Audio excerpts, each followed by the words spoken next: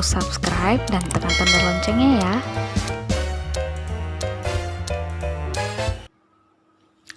Halo adik-adik, selamat datang lagi di channel Easy Course.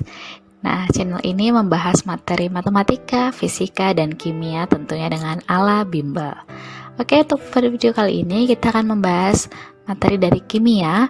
Ini adalah materi yang paling mendasar pada kimia, yaitu mengenai struktur atom. Yang akan kita bahas pada struktur atom yang pertama adalah mengenai teori atom ya. Nah, jadi ada teori-teori atom yang terkenal ya. Jadi sebenarnya teori atom ini sudah ada pertama kali dicetuskan oleh Demokritus ya pada tahun 400 sampai 370 sebelum Masehi. Nah, kan tetapi yang terkenal itu yang pertama adalah teori atom menurut Dalton. Pada tahun 1803, John Dalton mengungkapkan pendapatnya tentang atom. Katanya, atom itu adalah bagian yang paling kecil dari satu unsur. Nah, karena dia adalah bagian terkecil dari satu unsur, berarti dia tidak dapat dibelah, diciptakan, maupun dimusnahkan. Dan dia bentuknya adalah bola sederhana yang sangat-sangat kecil, atau bola pejal yang sangat kecil. Nah, terus menurut Dalton lagi, atom yang bergabung akan membentuk suatu senyawa. Nah, teori atom dari Dalton ini memiliki kelemahan. Dia tidak dapat menjelaskan bagaimanakah cara suatu atom itu dapat berikatan. Sehingga berikutnya timbullah teori yang kedua, yaitu teori atom menurut J.J. Thomson. Pada tahun 1900, melalui percobaan sinar katodenya, J.J. Thomson menemukan elektron yang merupakan bagian dari atom yang bermuatan negatif. Nah, menurut Thomson, atom terdiri dari materi yang bermuatan positif dan elektron-elektron yang tersebar di dalamnya bagaikan kismis di dalam roti kismis. Jadi, teori atom Thomson ini juga dikenal sebagai teori atom roti kismis. Jadi, menurut dia ada elektron yang tersebar dalam bola tersebut. Nah, akan tetapi ada kelemahannya juga ya. Thomson itu tidak bisa menjelaskan bagaimana sih susunan tepatnya suatu muatan positif dan elektron dan negatif di dalam bola tersebut. Jadi di sini sudah ditemukan ada elektron, oke? Yang ketiga yang berikutnya adalah melalui percobaan penghamburan sinar alfa, Ernest Rutherford pada tahun 1910 berhasil menemukan inti atom yang dikelilingi oleh elektron di kulit luarnya. Jadi udah ada inti atom dan katanya elektron itu ternyata berada di sekeliling dari inti atomnya gitu. Menurut Rutherford katanya atom itu terdiri dari inti atom yang bermuatan positif dan elektron-elektron bermuatan negatif yang beredar mengelilingi intinya. Nah, kata dia atom tersebut bersifat netral, maka jumlah proton dalam inti sama dengan jumlah elektron yang mengelilingi inti. Sehingga sebagian dari atom itu merupakan ruang yang hampa ya. Oke, nah tapi ada lagi kelemahan dari teori atom menurut Rutherford ini. Nah, Rutherford tidak dapat menjelaskan mengapa elektron yang beredar mengelilingi inti itu tidak jatuh ke dalam inti. Padahal seharusnya jatuh ke dalam inti karena katanya inti atom bermuatan positif dan ada elektron bermuatan negatif, seharusnya ada gaya tarik menarik. Jadi tidak bisa dijelaskan oleh teori atom Rutherford. Berikutnya, pada tahun 1913, Niels Bohr mengajukan model atom hidrogen untuk menyempurnakan teori atom Rutherford. Menurut Bohr, kedudukan elektron dan inti atom menyerupai sistem tata surya ya, dengan inti atom yang berisi proton dan neutron sebagai pusatnya seperti tata surya, seperti matahari, dan elektron-elektron mengelilingi inti atom pada lintasan orbit tertentu. Jadi di sini elektron-elektron itu tidak jatuh ke inti karena katanya dia dapat mengelilingi inti atom dengan tingkat-tingkat energi atau kulit-kulit tertentu.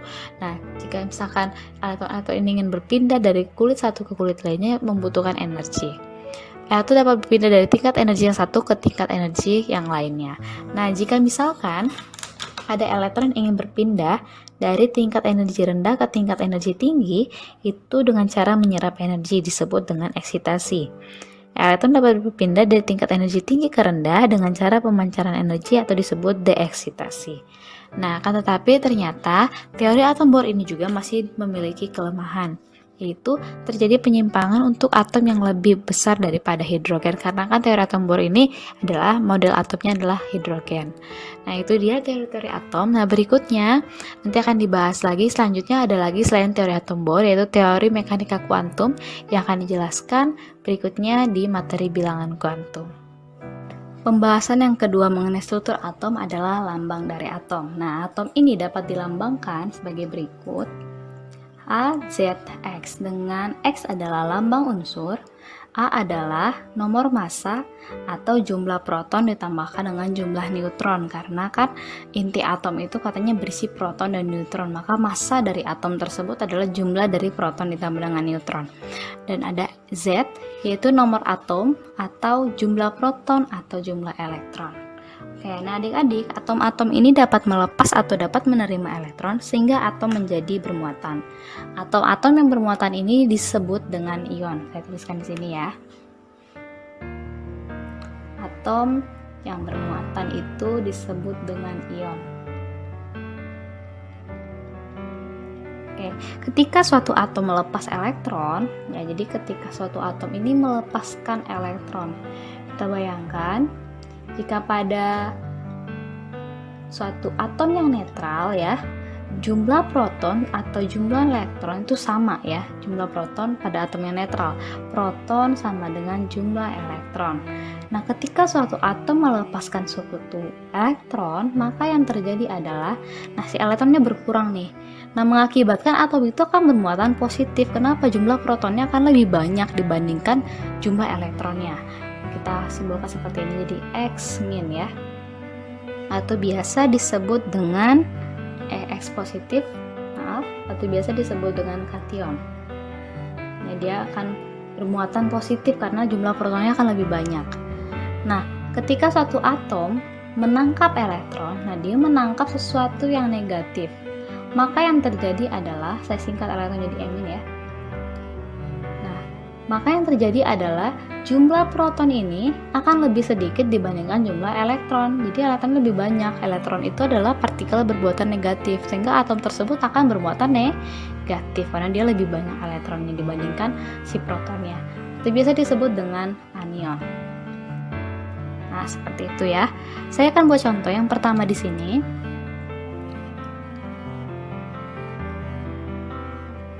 Oke, misalkan ada suatu unsur, kita misalkan saja ya,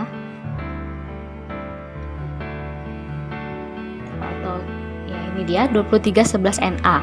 Nah, jika ditanyakan ini unsur apa, nah adik-adik harus sudah sedikit demi sedikit mengetahui dari lambang-lambang unsur ya. Jika itu Na, maka itu adalah natrium. Jika ditanyakan berapa jumlah protonnya, berapa jumlah neutronnya, dan berapa jumlah elektronnya, maka kita ikuti saja yang di atas ya. Jumlah proton adalah Z, jumlah neutron adalah A dikurang Z, jumlah elektron adalah Z dikurang muatan. Maka jumlah dari, atau kita tuliskan dulu untuk A-nya sama dengan, A itu adalah angka yang bagian atas ini ya, yaitu 23. Selanjutnya Z di bagian bawahnya 11. Maka jumlah proton saya singkat dengan P itu sama dengan Z ya. Nah, berarti protonnya ada 11, neutronnya sama dengan A dikurang Z, 23 dikurang 11, 12. Elektronnya sama dengan Z dikurang muatan. Kita lihat nih di unsur ini. Nah, ternyata tidak ada pangkat negatif atau pangkat positif di sini ya. Artinya si lambang atom ini, si unsur ini dia netral, jadi tidak memiliki muatan. Maka jumlah elektronnya sama dengan Z, yaitu 11. Atau kalau kurang muatannya 0 ya, 11 kurang 0 tetap 11. Nah, seperti itu. Saya buat contoh yang kedua, misalkan 2311 Na positif. Oke, kita cari berapa jumlah proton, neutron, dan elektronnya. Sama seperti tadi, A-nya sama dengan 23, Z-nya sama dengan 11. Oke, jumlah proton, kita lihat Z-nya 11 ya. Jadi jumlah proton itu tidak terganggu akibat dia melepas atau menangkap elektron, maupun dia bermuatan positif, membuatan negatif, jumlah protonnya akan sama dengan nomor atomnya. Oke, jumlah neutron, A dikurang Z, atas kurang bawah, 23 kurang 11, 12. Selanjutnya jumlah elektron, Z dikurang muatan, Z-nya 11, muatannya nih positif, artinya kan dia sama dengan 1 ya, positif 1. Jika tidak ditulis, jadi Z dikurang positif 1 atau 11 dikurang 1, maka elektronnya adalah 10. Nah, seperti itu ya. Berikutnya kita coba bahas contoh-contoh berikut. Nah, yang pertama ada 3517Cl. Pertama kita harus tahu itu adalah lambang unsur apa ya. Cl itu merupakan unsur klorin atau disebut juga klor ya, sama aja. Oke, sekarang kita lihat berapakah nomor masanya, atau simbolkan dengan A. A adalah 35, Z-nya adalah 17. Oke, yang berikutnya jumlah proton sama dengan Z atau sama dengan 17. Jumlah neutron sama dengan atas dikurang bawah atau A dikurang Z. 35 dikurang 17 sama dengan 18. Dan selanjutnya untuk elektron, yaitu Z dikurang muatan, muatannya 0 ya, tidak ada negatif atau muatan positif di atas ini, maka 17 dikurang 0 sama dengan 17. Jadi kalau misalkan dia netral, jumlah proton akan selalu sama dengan jumlah elektron. Jadi terkadang kalau misalkan dia netral, kita nggak usah hitung tulis-tulis gini lagi atau hitung lagi, ya udah samakan saja dengan jumlah protonnya. Oke, yang berikutnya ada 3517 Cl-. Nah, dia memiliki muatan negatif 1 ya. Kalau min itu artinya negatif 1. Oke, A dan Z-nya sama seperti yang soal yang pertama, maka proton sama dengan Z yaitu 17. Neutron juga sama, jadi proton dan neutron itu tidak akan terganggu akibat si atom ini melepas atau menangkap elektron, tidak akan terganggu atau yang berubah adalah elektronnya. Elektron sama dengan Z dikurang muatan. Tadi Z-nya itu sama dengan 17 dikurang muatannya berapa? Negatif 1. Nah, karena di sini negatif dengan negatif, maka jadi positif ya. 17 tambah 1 sama dengan 18. Nah, inilah di awal ketika dia menangkap satu elektron atau ketika satu atom itu bermuatan negatif 1 seperti ini, artinya dia sudah menangkap satu elektron. Elektronnya akan lebih banyak dibandingkan jumlah protonnya. Nah, kita lihat aja di sini nih, elektronnya 18 ya. Sedangkan yang protonnya tetap 17. Nah, lebih banyak satu elektronnya. Nah, elektronnya kan bermuatan negatif, jadi ditulislah seperti ini, Cl-.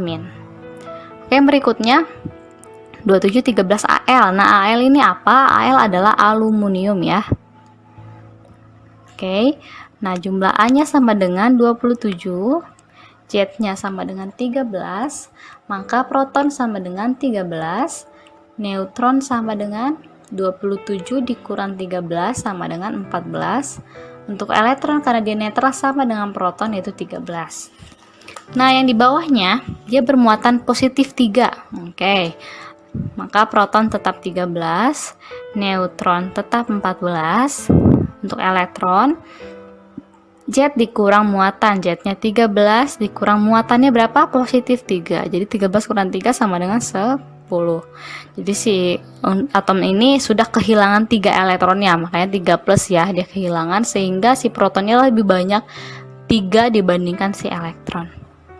Oke, yang berikutnya 5626 Fe2+. Fe itu apa? Fe itu adalah ferum. Ferum atau disebut juga dengan besi. Bahasa Indonesianya ya. Oke, maka A-nya sama dengan 56, Z-nya sama dengan 26, jumlah proton 26, neutron atas kurang bawah 56 kurang 26 30. Untuk elektron 26 dikurang muatannya positif 2, berarti 26 dikurang 2 sama dengan 24. Nah, beginilah cara mengerjakan untuk lambang-lambang atom. Jadi adik-adik saya harap sudah mengerti ya. Yang berikutnya ada soal dari UMPTN tahun 93 dan UMPTN tahun 91. Yuk, coba kita kerjakan. Lambang 23892U menunjukkan bahwa atom unsur uranium mempunyai, jadi U itu uranium ya. Nah, ada pilihan tentang proton, elektron, dan neutron. Ini sebenarnya 92 ya. Oke, kita coba kerjakan. A-nya sama dengan 238, Z-nya sama dengan 92, maka jumlah proton sama dengan Z92. Untuk neutron sama dengan 238 dikurang 92 ya, 146. Dan elektron karena tidak ada muatan maka jumlahnya juga tetap 92. Oke, jadi jawaban yang benar adalah A. Langsung saja ya. Lanjutnya yang kedua, spesies yang mempunyai jumlah elektron yang sama dengan 3216S adalah, nah kita lihat jumlah elektron dari 3216S ini berapa? S itu apa ya? S itu adalah sulfur atau biasa disebut dengan belerang. Oke, Nah, kita lihat protonnya berapa? 16. Neutronnya 16 juga, elektron juga 16. Nah, jadi kita lihat nih, di antara pilihan-pilihan ini manakah yang jumlah elektronnya sama dengan 3216S ini, yaitu jumlahnya adalah 16. Oke, kita lihat yang A, atau saya bisa tuliskan di sini ya. Langsung saja, karena kita hanya mencari jumlah elektron, langsung saja Z dikurang muatan. Kita nggak usah cari proton dan neutronnya lagi. Oke, 17 dikurang min 1, jadi sama dengan 18. Yang ini 16 dikurang S plus, berarti positif 1 ya, jadi sama dengan 15. Bentuknya AR atau argon. 18 dikurang 2 sama dengan 16. Oke adik-adik, sudah dapat 16, maka jawabannya adalah C. Pembahasan yang ketiga yaitu mengenai isotop, isoton, dan isobar. Nah, kita akan satu-satu dimulai dari isotop. Apa sih isotop tersebut? Isotop adalah unsur-unsur sejenis yang memiliki jumlah proton yang sama ya. Jadi isotop ini dimiliki oleh unsur sejenis. Oke. Nah, mereka memiliki jumlah proton yang sama, tapi memiliki jumlah neutron yang beda. Nah, otomatis nomor massa juga berbeda ya. Jadi isotop ini sama juga dengan nomor atomnya sama. Oke, untuk menghafal, karena ada 3 ya, ada isotop, ada isobar, dan ada isoton. Maka bagaimana membedakannya ketika ada soal gitu, atau bingung ya. Iso itu artinya sama. Kayak kita lihat akhirannya, ada huruf P. Nah, ini merupakan awalan dari kata proton, jadi sama proton. Oke, contohnya di bawah ada 13,6 karbon dan 12,6 karbon. Oke, kita lihat ya, jumlah protonnya sama 6, tetapi memiliki nomor massa yang berbeda. Ini pasti nomor massanya pasti berbeda. Oke, karena adanya isotop ini, maka bisa dihitunglah berapa nomor massa relatif dari isotop-isotop yang ada. Karena misalkan seperti ini, karbon terdapat di alam, akan tetapi ternyata karbon ini memiliki banyak isotop gitu ya, ada beberapa isotop. Maka untuk menghitung harga rata-rata dari AR-nya digunakanlah rumus di bawah ini, yaitu AR unsur sama dengan persen dikali A1 ditambah persen kali A2 dibagi 100, dengan persen adalah persentase kelimpahan isotopnya. Jadi A1 itu berapa kelimpahan isotopnya, terus yang A2 itu berapa persentase kelimpahannya. Nah gitu ya, A1 adalah nomor massa isotop 1 dan A2 adalah nomor massa isotop 2. Untuk lebih jelasnya, kita lihat soal di samping. Tembaga di alam terdiri dari isotop Cu65 dengan kelimpahan 25% dan isotop Cu63 dengan kelimpahan 75%. Maka berapakah massa atom relatif tembaga? Jadi karena tembaga ini memiliki 2 isotop dengan nomor massa yang berbeda, kita hitunglah berapa harga nomor massa relatif dari si Cu atau ArCu. Sama dengan, kita langsung ikuti saja rumus di samping, persentase dari isotop yang pertama. Nah, ini ada isotop Cu65, artinya Cu65 ini nomor massanya 65 ya, ini nomor massanya atau A1-nya. Cu63 inilah A2-nya. Oke. Nah, A1 kelimpahan 25%, maka 25 dikali nomor massa dari isotop yang pertama adalah 65. Oke, ditambah kelimpahan dari isotop yang kedua ada 75%.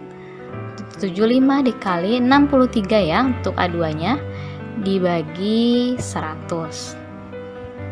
Oke, untuk 25 dikali 65 itu sama dengan 1625 ditambah 75 dikali 63 adalah 4725 dibagi 100. Oke, nanti hasilnya adalah 6350 dibagi 100, yaitu sama dengan 63,5. Jadi rata-rata yang digunakan inilah yang digunakan sebagai AR untuk tembaga gitu ya. Walaupun tembaganya ternyata memiliki isotop gitu ya, ada beberapa isotop, nomor massanya beda-beda. Kita gunakan yang mana nomor massanya?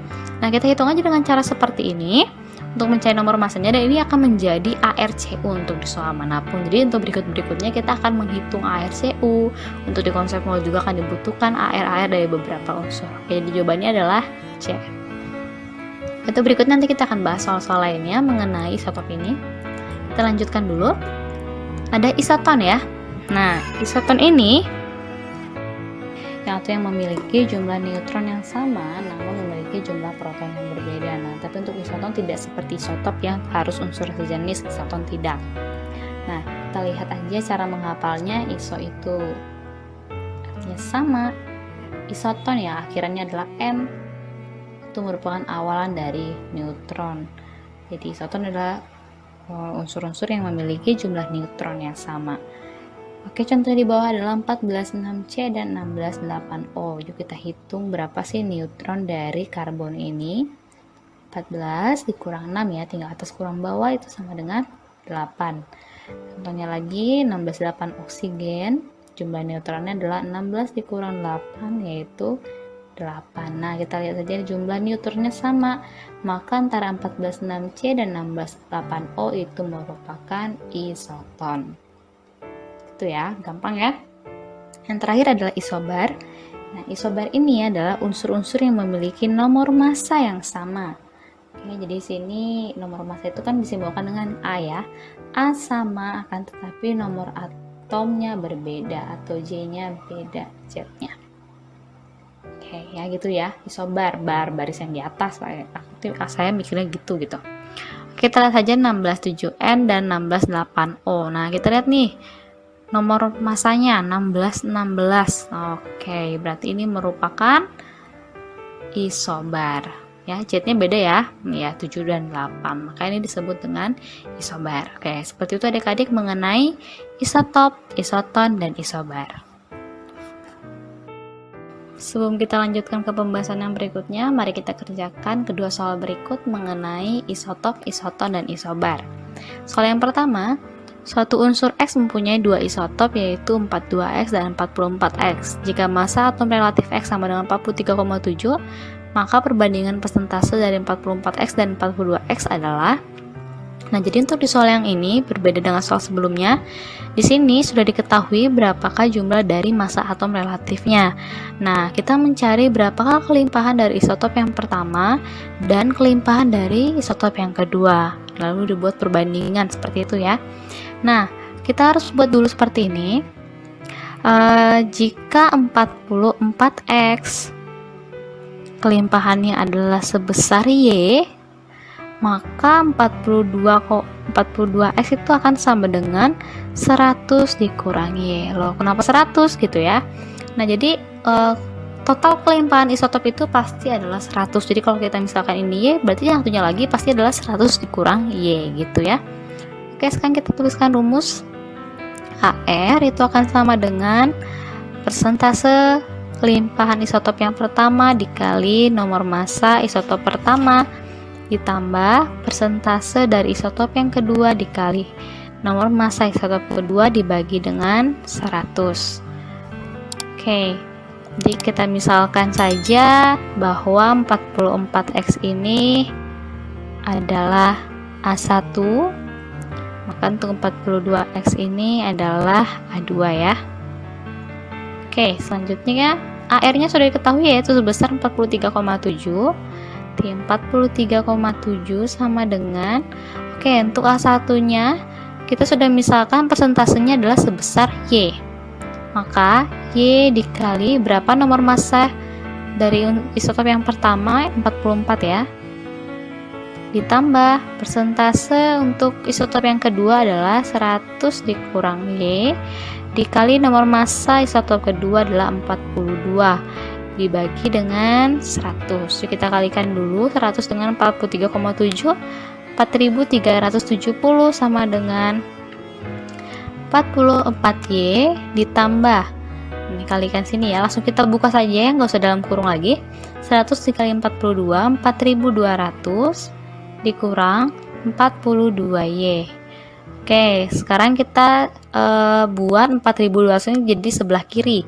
Jadi 4370 dikurang 4200 sama dengan 44Y dikurang 42Y. 44Y dikurang 42Y 2Y ya. Kita boleh tukar gini nggak apa-apa. 4370 dikurang 4200 adalah 170. Maka Y sama dengan 85. Maka dari sini Y sama dengan 85%. Oke, berarti ini sama dengan 100 dikurang 85 itu 15%. Maka perbandingan dari 44X dan 42X adalah 85 banding 15%. Jawabannya adalah C ya. Ini dia. Oke, paham ya? Lanjutnya kita ke soal yang kedua. Suatu nuklida X mempunyai 10 proton dan 12 neutron, sedangkan nuklida Y mempunyai nomor massa 23 dan nomor atom 11. Kedua nuklida tersebut dapat disebut sebagai. Oke, jadi kita buat. Nah, untuk ada X dan ada Y. Oke, untuk X kita lihat 10 proton. Proton ini kan sama dengan nomor atom ya, atau Z ya. Berarti kita tuliskan saja di sini 10 ya. Nah, ada 2 neutron.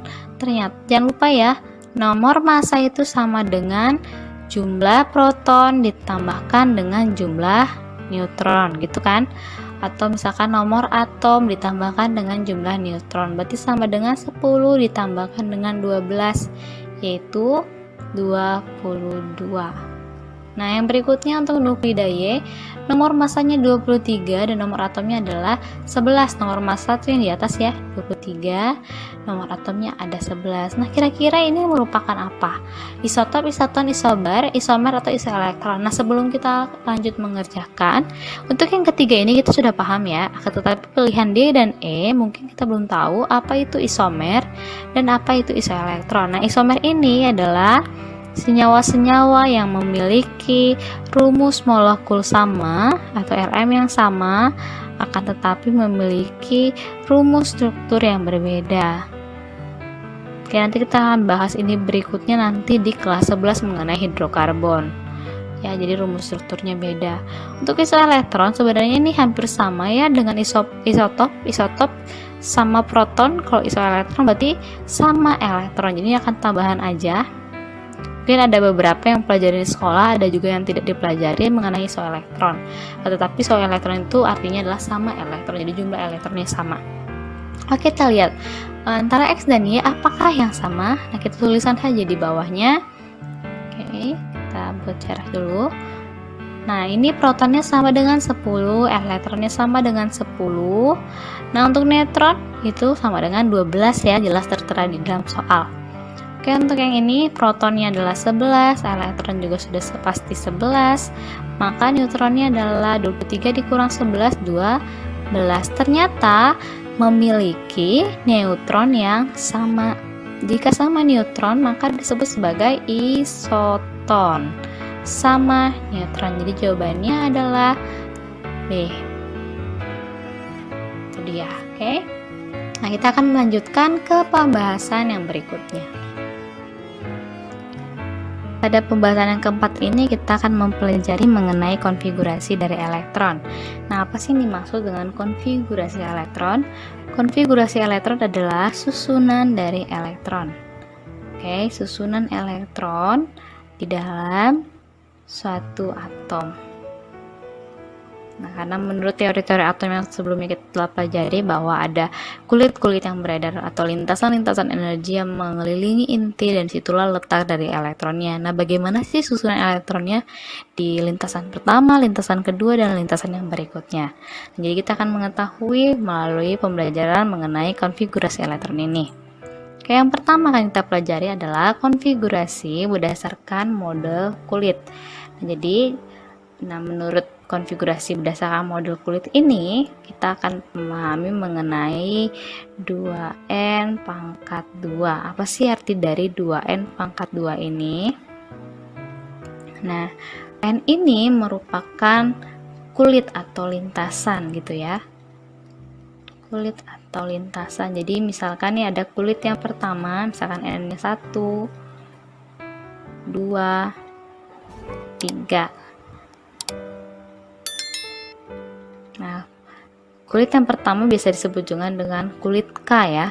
Kulit yang kedua kulit L, M, kulit yang keempat ada N, dan seterusnya. O, P, Q gitu ya. Maka jumlah elektron maksimum ini akan sama dengan rumus yang kita pelajari di atas, yaitu 2N pangkat 2. Jadi ini untuk mencari berapakah jumlah elektron maksimumnya. Oke, misalkan untuk N yang sama dengan 1, berarti 1 pangkat 2, 1 kali 2, berarti jumlah elektron paling banyak di kulit yang pertama adalah 2. Nah, selanjutnya di kulit yang kedua, berarti kita gantikan N-nya dengan 2, 2 pangkat 2, 4 kali 2 adalah 8. Nah, begitu selanjutnya, maka di kulit yang ketiga ada 18, di kulit yang keempat ada 32. Nah, di kulit yang kelima atau kulit OPQ itu akan dapat menampung lebih dari 32 elektron, tetapi pada kenyataannya belum ada atom yang elektronnya cukup banyak untuk dapat mengisi kulit-kulit tersebut sampai penuh. Nah, jadi ini dia caranya. Oke, yang berikutnya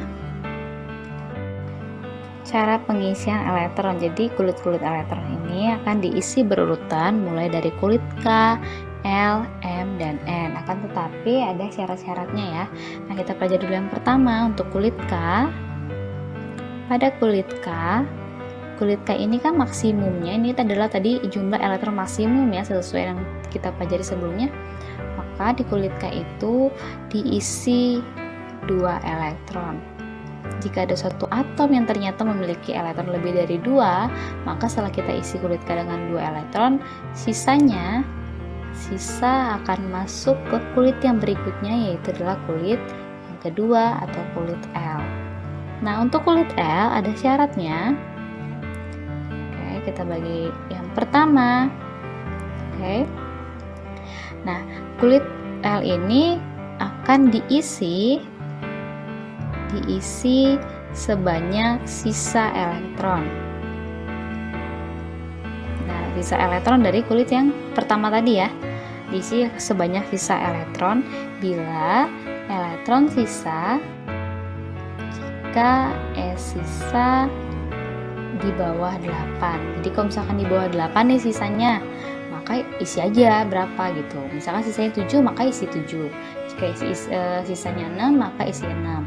Nah, tetapi jika nanti elektron sisanya ternyata lebih dari 8 ya, di atas 8, maka akan diisi sebanyak 8 karena kan di kulit L ini maksimum itu 8 elektron. Nah, jadi kalau misalkan sisa elektron dari kulit pertama ini lebih dari 8, ya udah kita hanya bisa mengisinya 8. Maka sisanya akan masuk ke kulit yang berikutnya, kulit ketiga atau kulit M, gitu ya. Oke, selanjutnya kita akan bahas yang kulit M. Nah, kulit M ini ada 3 kondisi ya, 3 syarat. Yang pertama, sama seperti L, akan diisi sebanyak sisa elektron. Jadi, sisa elektron dari kulit kedua yang tadi, jika elektron yang bersisa tersebut itu di bawah 8, sama ya. Oke, yang kedua akan diisi sebanyak 8 elektron, isi 8 elektron jika elektron sisanya di antara 8 sampai dengan 18. Oke, misalkan sisanya 17 nih, atau sisanya 16 nih, kita hanya bisa isi 8, gak boleh kita isi 16 atau 17 gitu ya, jika di antara 8 sampai dengan 18, tetap kita hanya isi 8. Nah, nanti sisanya akan masuk ke kulit berikutnya, kulit keempat atau kulit N, sisanya masuk ke kulit N.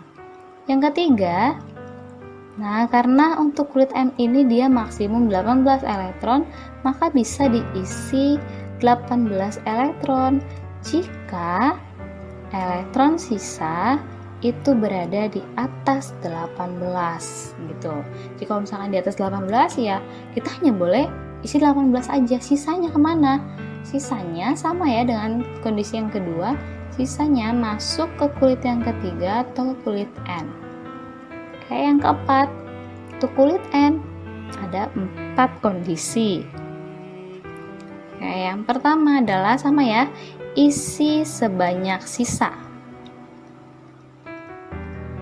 Sama seperti L dan M, jika elektron sisa itu sama di bawah 8. Yang kedua, isi 8 elektron jika elektron sisa berada di antara 8 sampai dengan 18, dan sisanya akan masuk ke kulit berikutnya, yaitu kulit O. Sama ya. Yang ketiga, kondisi yang ketiga, isi 18 jika elektron sisa berada di antara 18 sampai dengan 32. Jadi jika berada di antara 18 dengan 32, kita hanya boleh isi 18 saja. Maka kemana sisanya? Sisanya masuk ke kulit O. Oke, yang keempat, kondisi yang keempat. Nah, karena kulit M itu maksimum 32, maka bisa diisi 32 ketika apa? Ketika sisa elektron atau elektron sisa itu berada di atas 32 atau sama dengan 32. Sisanya juga akan masuk ke kulit O. Nah, kita akan bahas angka N saja ya, karena belum ada atom yang dapat mengisi penuh kulit O, P, dan Q seperti itu. Ada 5 contoh soal mengenai bagaimana kita cara pengisian elektron berdasarkan kulit ini. Dan ada 5 soal. Mari kita bahas. Oke, yang pertama ada 9F. Nah, untuk kulit yang pertama ya, kita lihat kulit K ya, diisi 2 elektron. Jadi untuk kulit K2, cara pengisian sepertinya 2, terus kita buat seperti ada garis seperti ini, seperti dia kayak lintasan-lintasan gitu ya sebenarnya. Oke, 9 kurang 2 berapa? 7 ya. Nah, ada sisa 7 nih. Maka sisanya nanti katanya masuk ke kulit L. Nah, kulit L adalah kulit kedua.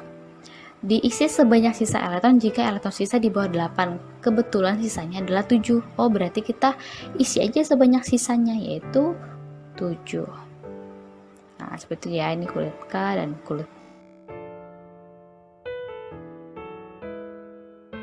ini ya. Oke, kita ikuti. Untuk kulit yang pertama, isi 2 elektron, bisa ya, isi 2 elektron.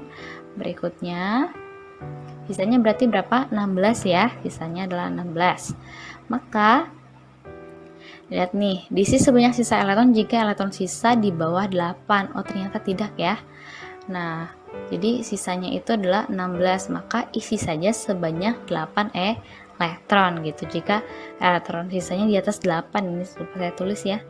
Jika tulis di atas aja, jika elektron sisa di atas 8. Oke, jadi jika elektron sisa di atas 8, isi aja sebanyak 8 elektron, karena untuk kulit L itu maksimum 8 elektron. Oke, 8. Kita buat lagi. Oke, jadi sisanya berapa nih? 18 kurang 10, 8 lagi ya. Oke, diisi sebanyak sisa elektron jika elektron sisa di bawah 8 ya. Jadi bukan ya, karena ini bukan berada di bawah 8. Isi 8 elektron jika elektron sisa di antara 8 sampai dengan 18. Oh, ini ada 8 di sini, maka kita isi 8 elektron.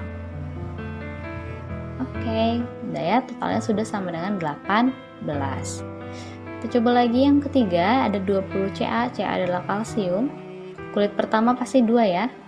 2. Tapi kalau udah biasa, pasti karena kita tahu kulit L adalah maksimal 8, pasti 8 aja nih bisa diisi. Nah, berikutnya sisanya berapa nih? 20 kurang 10, 10 ya, sisanya ada 10. Berarti dia masuk ke dalam kondisi yang kedua pada kulit M, yaitu isi 8 elektron jika elektron sisa di antara 8 sampai dengan 18. Jadi kita boleh isi 8 aja gitu ya. Jadi maksimal tuh sebenarnya 8 gitu. 18, 32, nggak pernah ada angka 10, angka 11 di belakang ini ya. Oke, sisanya berapa? Adalah 2 ya. Nah, itu masuk ke kulit yang keempat atau kulit M. Isi sebanyak sisa jika elektron sisa di bawah 8. Udah isi aja 2. Oke, totalnya sudah 20. Yang berikutnya 36 Kr atau kripton. Kulit pertama pasti 2, kulit kedua pasti juga 8 ya. Oke, sisanya nih, kulit ketiga. 36 dikurang 10 ada 26 ya. 26 itu masuk di mana sih untuk kulit ketiga? Ya, kondisi yang ketiga ini, isi 18 elektron jika elektron sisa di atas 18. Kebetulan karena elektron sisa kita adalah 26, itu di atas 18, maka kita bisa isinya sebanyak 18. Oke, sisanya berapa nih? 26 kurang 18, 8 ya. Kita masukkan aja ke sini langsung ya, kulit keempat. Isi 8 elektron jika elektron sisa di antara 8 sampai dengan 18. Isi 8. Oke ya. Yang terakhir ada 32S, S adalah sulfur atau belerang. Kulit pertama pasti 2, pasti 8 juga ya. Oke, selanjutnya kita lihat nih, tadi sisanya berapa nih? 32 kurang 28 adalah 22. Oh, berarti di atas 18 ya untuk kulit yang ketiga, karena kita sudah masuk kulit ketiga. Kita bisa isi 18 ya. 22 dikurang 18 adalah 4. Oke, 4 masuk kemana sih dalam kategori kulit keempat? Yaitu yang pertama ya, isi sebanyak sisa jika elektron sisa di bawah 8. Karena 4 di bawah 8, maka kita isi saja dengan sisanya, yaitu 4. Nah, begitu dia cara pengisian dari elektron.